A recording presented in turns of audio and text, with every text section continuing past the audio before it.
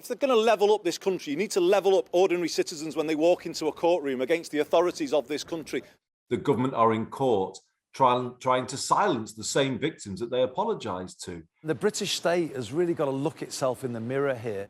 Andy Burnham has been one of this place's biggest critics of how government has failed victims of injustice, covered up scandals. But what happens when he sits at the top of it, when he's the man, the other side of the black door? Infected blood, all the Hillsborough families. Yeah, exactly. The government plays the long game. It makes families fall out with each other. 4 years ago, he and Liverpool's mayor, Steve Rotherham, met with campaigner Mary Lyon. A drug she took as a pregnancy test was alleged to have damaged babies in the womb.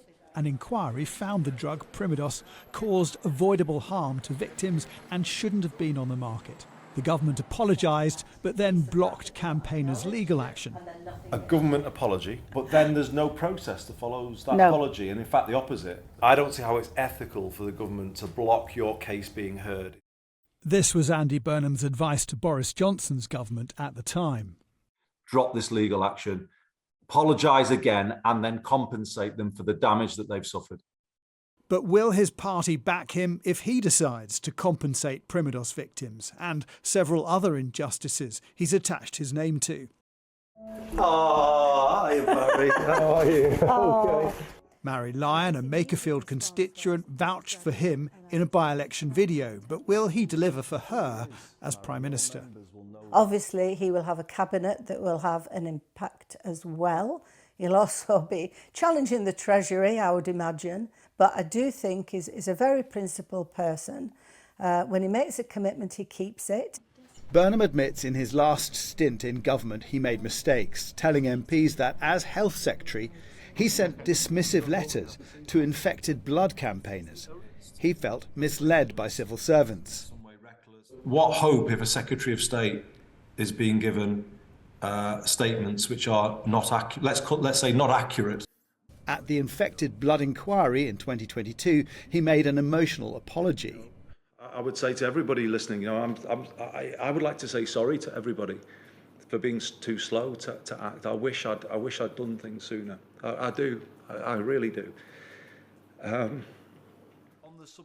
His last speech as an MP had been about infected blood.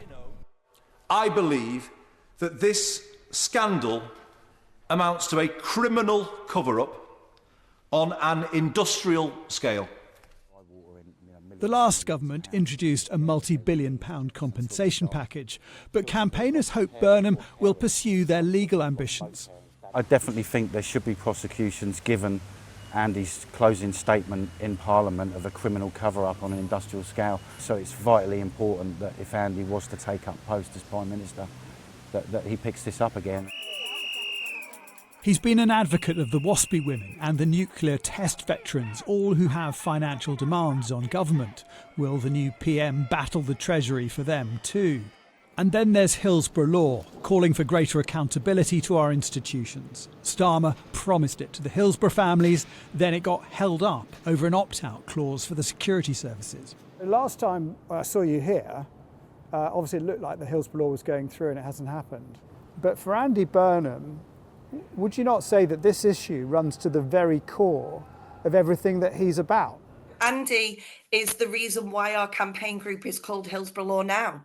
He's the one that brought all of our different campaign groups from Orgreave to Primidos, the post office scandal victims. There's so many of us. He pledged them all his support as recently as May this year.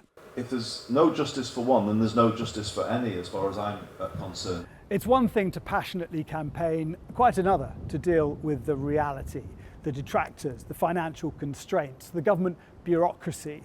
Keir Starmer once lamented that the levers of power didn't respond in the way he wanted them to. Can Andy Burnham get them to work? What does Andy Burnham stand for? Justice. Justice of all kinds for the 97. Social justice, just a world where there's just more justice. I don't know how you do keep going, but it's amazing that you do keep going. Campaigners who face decades of frustration see him as the man who can. But will he?